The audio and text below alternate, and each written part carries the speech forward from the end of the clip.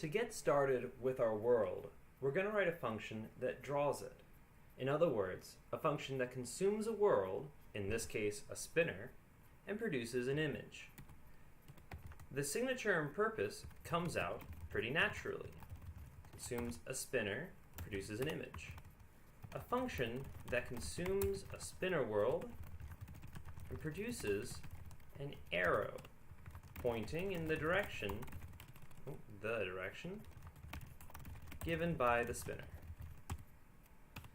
Now that we have our signature and our purpose, we can define the header. This is a function named drawSpinner, and it consumes a spinner. We'll stub out the body. We can tell what our function calls look like, and we'll need an example for each clause of our enumeration. So that means that we'll have drawSpinner for north, drawSpinner for east, drawSpinner for south, and finally drawSpinner for west. Alright, so those are the inputs, but what does the output look like?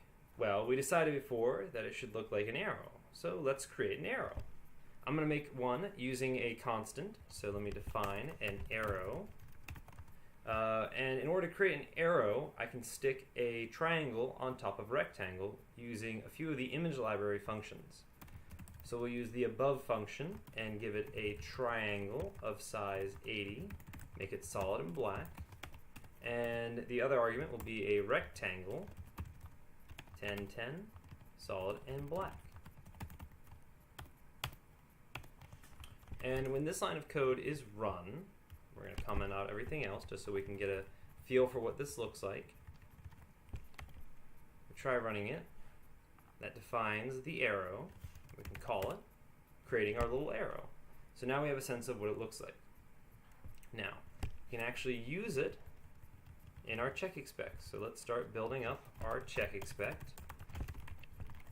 One for each of our example outputs, example function calls, and then we'll give the example output.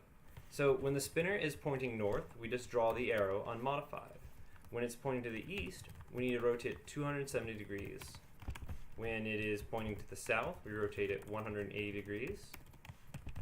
And finally, when we rotate it to the west, we rotate it 90 degrees. And we end up with our 4 directions. Now with our checkExpects all done, we are ready to go up and create the body of our function. Fortunately, the design recipe gives us a template to use since we're writing a function that consumes an enumerated type, the spinner. In particular, we're going to use a cond with 4 clauses, one for each of the clause in the enumeration. The string equal function allows us to check which of the 4 directions we are trying to draw. So let's draw a spinner, and it could either be north, in which case we'll do something, or it could be east, or it could be south, or it could be west. Then the rotate function is used to generate the result. In the case of north, we just produce an arrow. In the case of east, we have to make it 270 degrees. In the case of south, we rotate it 180 degrees. And finally, if it's west, we just rotate it 90 degrees, just like our expected test cases.